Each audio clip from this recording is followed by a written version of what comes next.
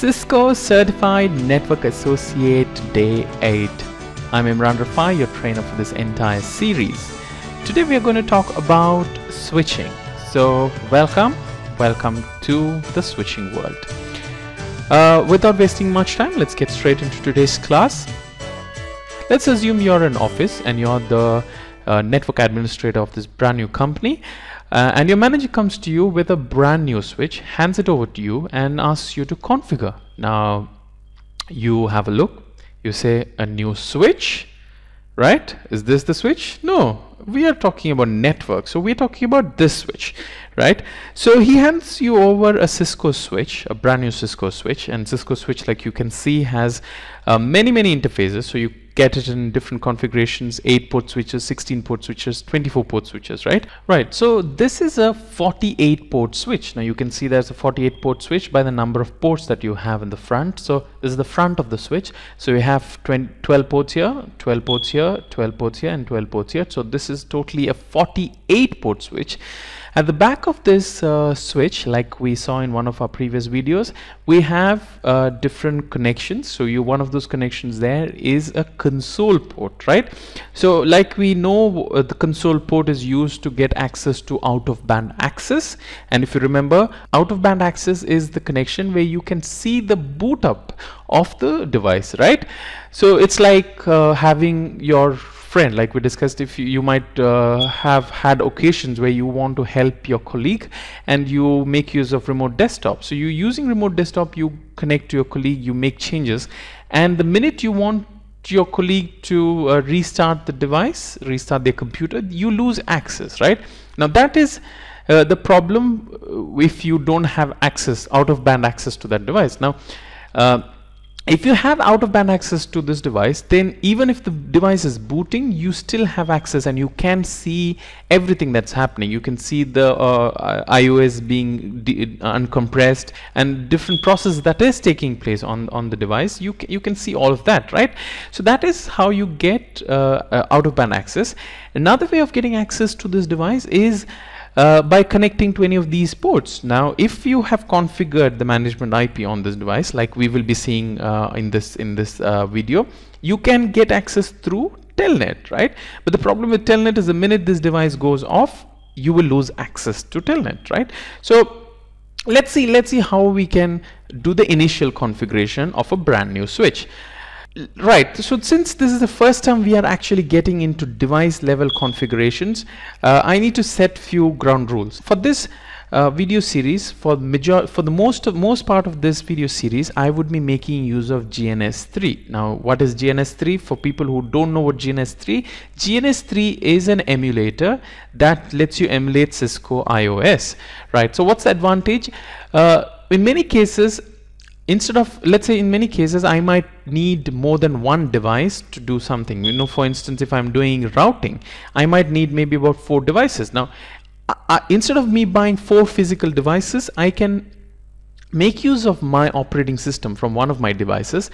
I can connect it onto GNS3 and I can emulate that iOS onto multiple instances of that same operating system, right? So I don't need to physically have 5 routers. I can have one router, I can use that operating system, I can put it on my computer, I will put it onto the emulator, I will have 5 instances of that. So you will see that in our latest in later videos of this series. But for today, now the problem with GNS3 is you cannot emulate a switch, because switch has hardware chips like the ASIC, the application specific integrated circuit, which makes the switch a switch, right? So you cannot emulate that hardware feature. So GNS3 does a good job with switch, but there are some features in the switch that we cannot really use. So what I'm going to do is, for this video and some of the videos, I would make use of another software created by Cisco called the Cisco Packet Tracer. Now please don't ask me how you can get access to Cisco Packet Tracers. You can Google. You need to be part of a network academy to get access to Cisco Packet Tracer. So if you have access to Cisco Packet Tracer, you can follow me. If you have access to a physical device, you can still follow me. Or if you think you want to do it on a GNS3, you can still follow me, because you can, whatever we're going to do in most part of this ICND, you can make use of anything. You know, you can make use of GNS3 where you have a router operating system and put a switch module onto that. You can make use of it, absolutely no problem, it will work. You can make use of GNS3 like I said, or you can make use of physical device, absolutely it will work. Or you can make use of packet tracer, that will also work. So it is up to you to decide what you want to do. But for my video, for this video, I'm going to use packet tracer. So I will have a couple of videos, one exclusively for packet tracer and one exclusively for GNS3, of how to make use of these two brilliant softwares, GNS3 and packet tracer. I will be recording and uploading it very soon. But for now, we will make use of packet tracer, right? So this is how packet tracer looks, right? So this is a Cisco application. I have access to this, but if you have access to Network Academy, you will get access to this. But if not, like I said, you can use anything, right? So what I will do is I will take a switch, because we're talking about switch today. So I will take a switch, I will put the switch onto the workspace here, right? So if I double click on this, it will open a switch for me. And if I go to the command line interface, I can see the switch is booting up. Now this is how a regular switch looks. Now if you take a physical device and you plug it in and you switch it on, this is how the operating system boots. So you can see the flash, the operating system is getting uncompressed. Then you will see some software restrictions and software license agreement, copyright information, all those things that is displayed here.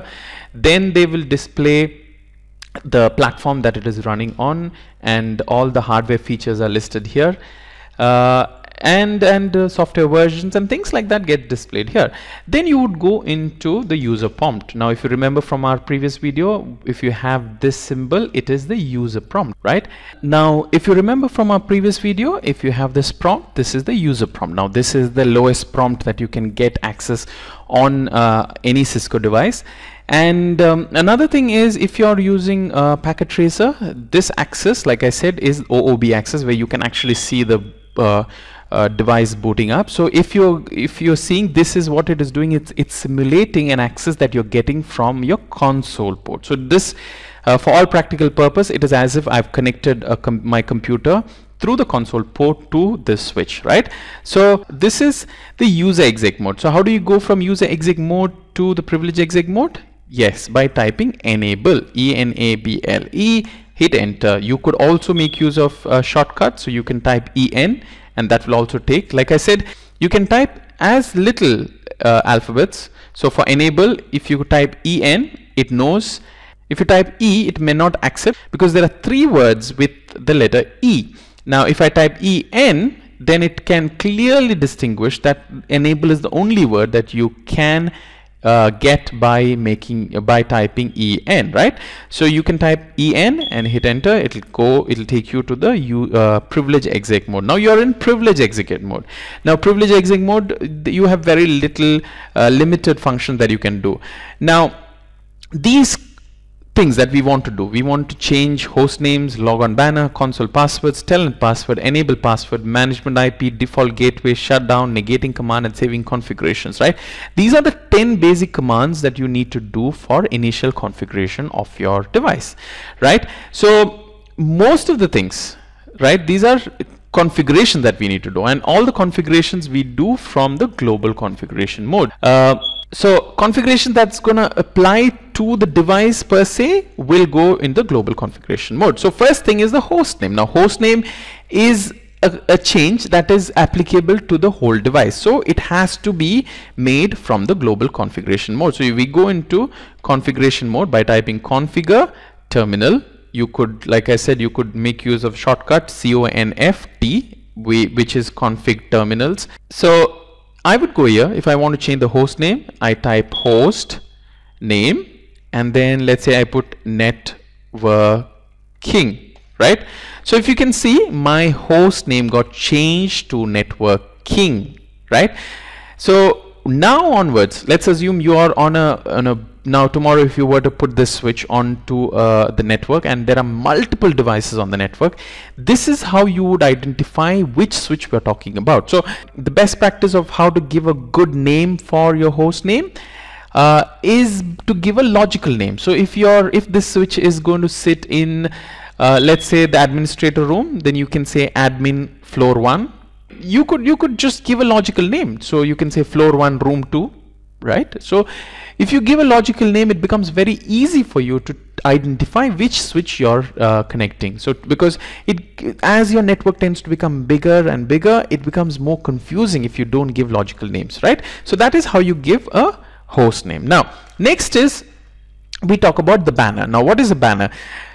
You can set up a banner that is the first thing that anybody logging into this device sees, right? So how do you set that? You set it by the command banner, banner, and you can put question mark. It'll tell MOTD. MOTD is message of the day. It's short form for message of the day, MOTD. And if I put question mark, it'll tell C banner text C, where C is the delimiting character. Now that's very confusing. What it is trying to say is you just start with any character. It could be anything, right? So we'll start with ampersand. I hit enter. It tells me that okay, now I can enter the text, whatever text, this part, the banner text, and I have to enter with the same character that I started with, right? So I started with ampersand, so I have to end my message with ampersand, right? So I will create this message. So I'll put all stars. I will say the most dangerous switch, do not log in, right? I think that's good enough. Anybody will get scared. Now that is my banner message of the day. Now how do I check this? So I'll exit. I'll hit Control Z. When I do Control Z, it takes me back to privilege exec mode. I can hit exit from here, right? It'll take me out. If I hit enter, it gets me back on, and you can see that my message is here. So this is the first message that anybody would see if they log in. So this is called the log on banner, right? You can get very creative and you can type anything you want, but as an advice, I would suggest I have seen some people who have put like text start here. They have just gone on. If you've seen what text start is, you can put like a lot of characters and make a face of somebody. You can do that. There's nothing that is stopping you from doing that. But just remember that you have to put these. The more number of characters that you're going to put in this, it has to save on the RAM. It has to save that file, the running configuration file, in the memory of your device. Now the more characters in that file, the more the size of the the startup configuration, and it is just going to take more time and just going to make it slow. So best advice is keep it minimal, keep the message crisp and clear, right? So that's an advice that I would like to give. All right, so let's go back. Right, next we'll look at console password. Now what's console password? Now console password is the password that is there to prevent people from logging in. Now let's assume that you leave your device open. Now I am a hacker. Let's assume I'm a hacker. I get my computer, my laptop, I get a console cable, I plug it onto the switch, I plug it to my computer, I take a terminal, I go into the switch, I change the password, right? Or I do something, some mischievous thing on there. If you put a password on the console port, I will not be able to log in. I will only be able to log in with that password, right? So you don't want somebody to just log in to the console and change things, right? So what we'll do is, so first let's look at the running configuration, right? Since I am in the config mode, what I can do is I can type the word do, and I can say show run, because the show run configuration, show run command is actually a privilege exec mode command. So from the from the global configuration mode, if I want to run a privilege exec mode command, I just use the word do, right? So let me see what is there, right? So if I see into line console, so I can see line console, there is nothing, right? So this says this is the entire section, right? And this is another section. This is another section, right? So in the line console section, there is nothing there. So that is the reason if I plug in, it is giving me direct access. Now that is the very reason. Okay, another way to end exit out is typing end.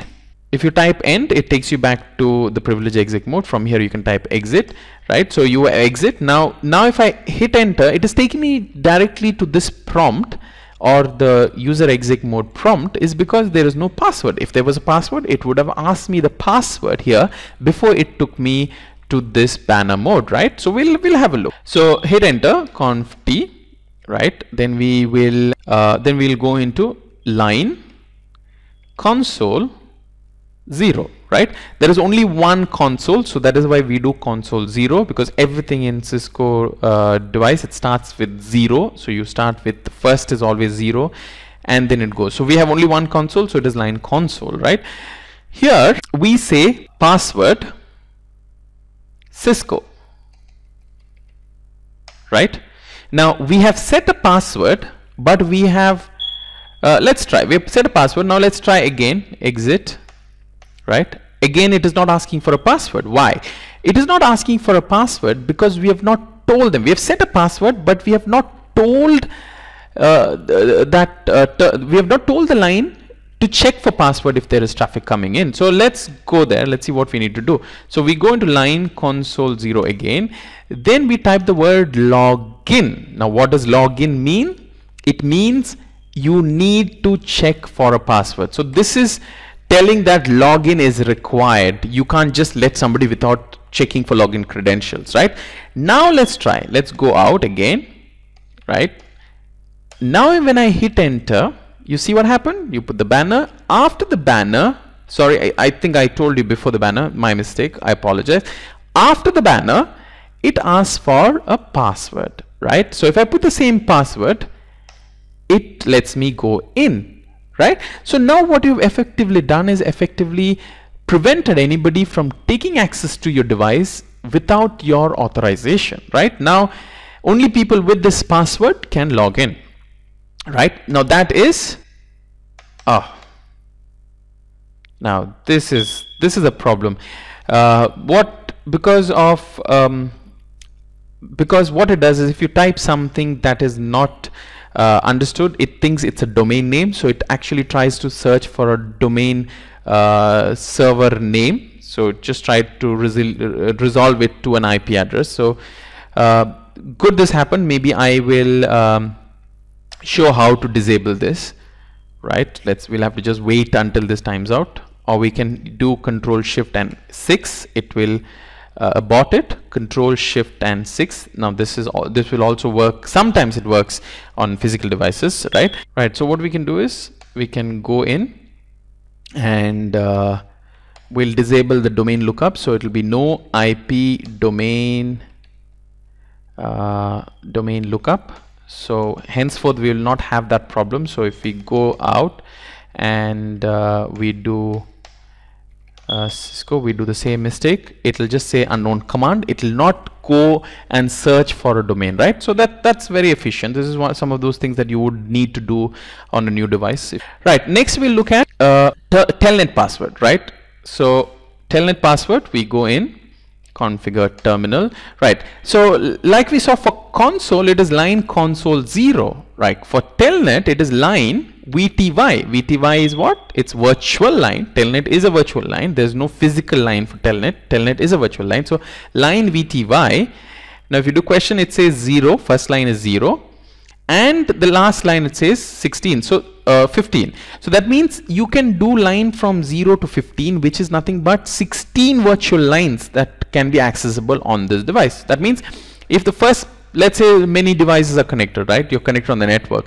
The first time somebody tries to telnet into this device, it will take the line 0. The second time another person tries to telnet into the device, it will take line 1. Then it will take line 2, line 3. So like that, 16 people can at the same time telnet into this device.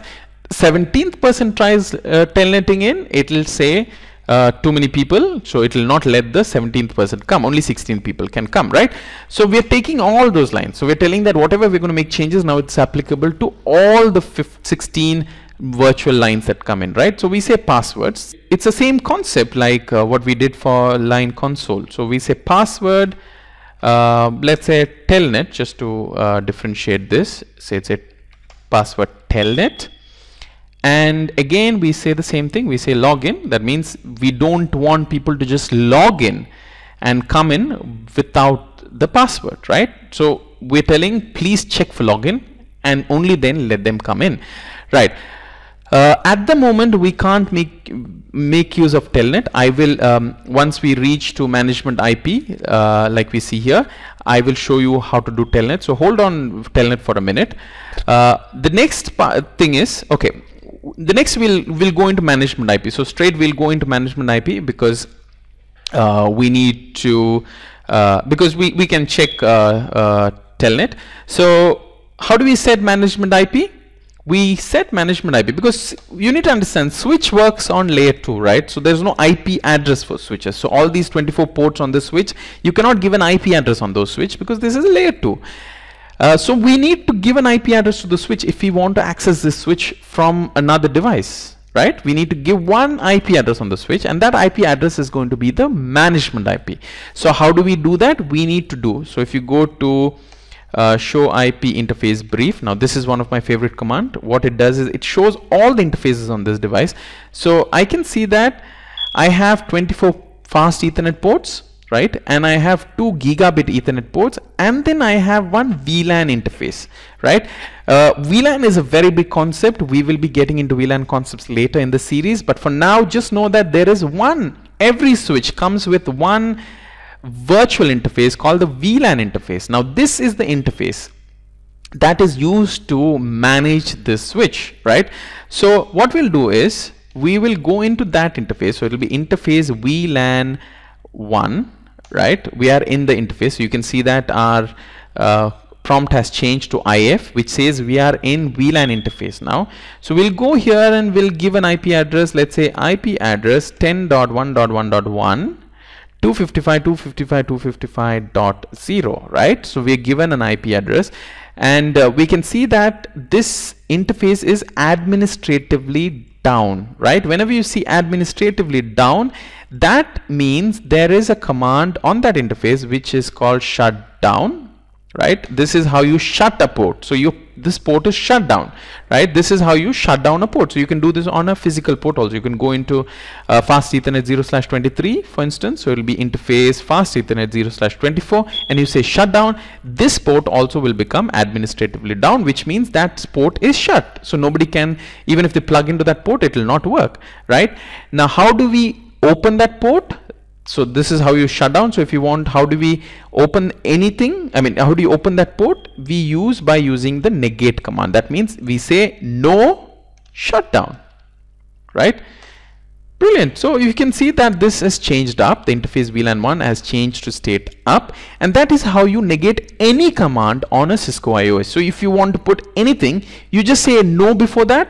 It is as good as not putting that command. So you say shutdown, you say no shutdown, it is opposite of shutdown, as in it's open, right? So negating any command is by using the word no before that command, right?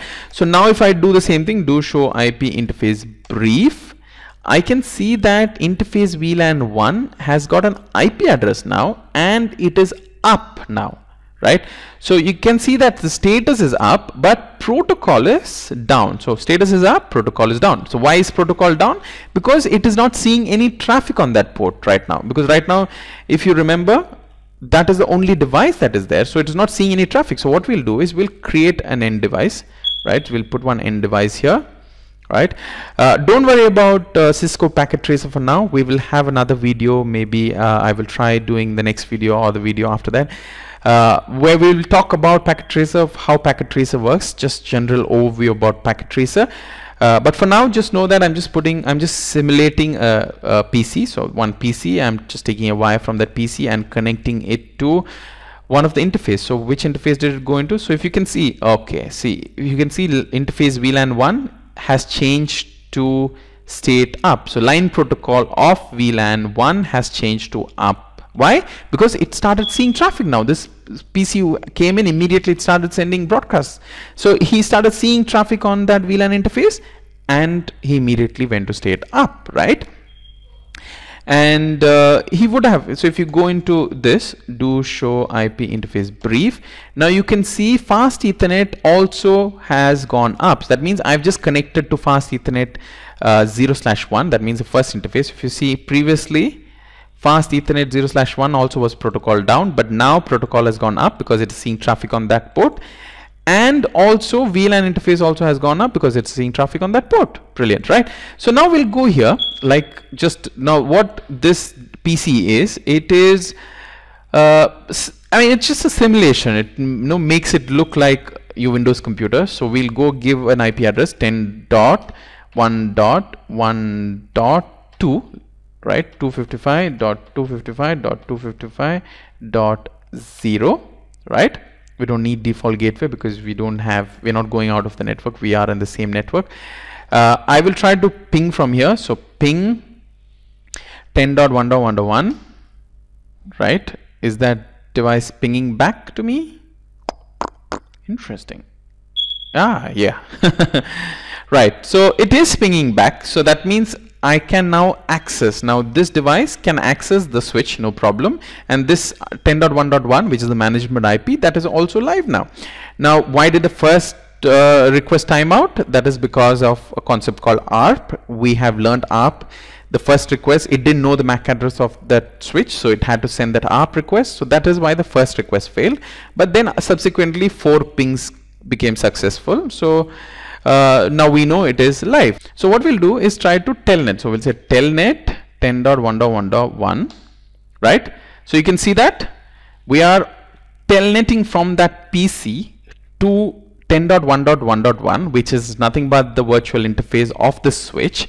And immediately on my command prompt, I see this same login message that I saw there. Now this switch could be anywhere in the network. It could be on the 4th floor and your switch could be on the ground floor, right? But we're coming through telnet here, right? So it is asking the same thing. It's asking for a password. Which is this password? We put 2 passwords. One was console password, one was this line VTY password. So we'll try Cisco, which is the console password. It's not accepting. Now let me try the telnet password, or the VTY password, which was telnet. I put that, it worked. So it now accepted the VTY password. So line VTY password is what worked here. So that is how telnet. Now here let me try enable. It tells me no password set. That means it is letting me access the user privilege mode, but it is not letting me go to privilege access mode, right? Privilege exec mode. To go to privilege exec mode, I need to create something called the enable password. So one of our requirement was to set the enable password. Now what is enable password? Enable password is nothing but the password that enables. Now how did we go from user exec mode to privilege exec mode? By typing a command called enable, right? So what we are telling is we want somebody, if anybody wants to get into this privilege mode, you need to type enable. So whenever you type enable, they say it requires a password, right? So if it will not work without a password. So we'll go back to this. Now this is a simulation of getting console access. So I have access to this switch already. I need to type enable, that's in from global config mode, password, right? Enable password, enable, right? I'm just setting a password called enable. You can give anything there. So I say enable password enable. Now let me try this enable again. I type enable, I hit enter, it's asking for a password. What's the password? Enable. When I hit enter, it goes to the privilege exec mode. Now I have access to this device. I can do anything I want. I can go into conft, I can change the password, I can change host name. So let me change the host name. Switch floor 1 room 10, right? Can you see? I have changed the host name of the device. Now if I go here, you can see that the switch host name has been changed, and I changed that remotely through telnet session, right? So that's how you get telnet access. So we did the host name, we did logon banner, we did console password, we did telnet password, we did enable password, we did management IP, we did shutdown, we did negating command. Now next is the default gateway, right? So how do we get the default gateway? We go to global config mode again. we say IP default gateway, and we say the default gateway is 10.1.1.10, right? And I can hit enter. Now you might ask, why do we need a default gateway when the switch is a layer 2 device, right? Let's assume now in this case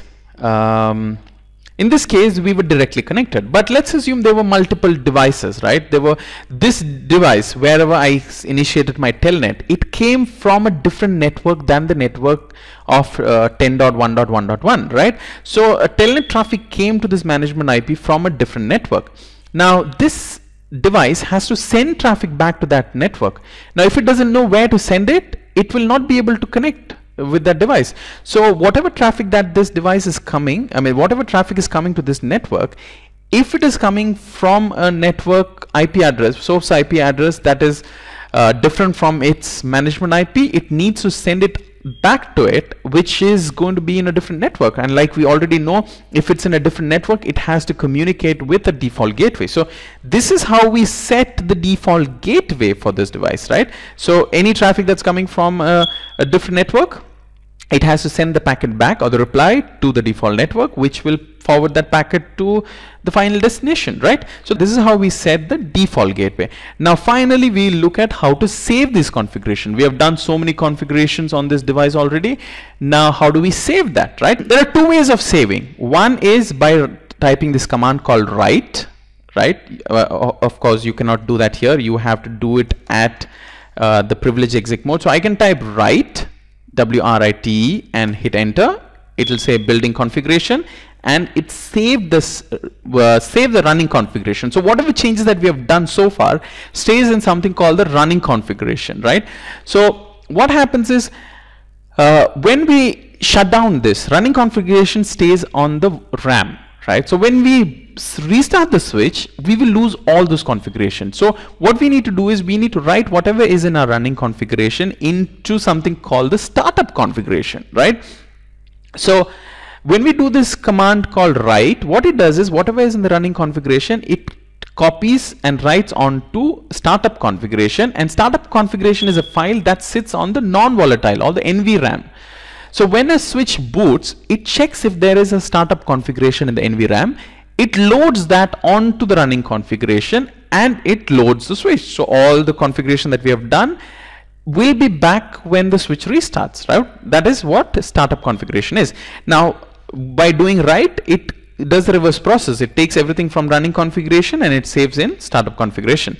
Now though write is allowed, it is one of those old commands. The Cisco's recommended way of how to save configuration is by this command saying copy running configuration, right? So let's do this, copy, and let's do question mark. It says copy from where?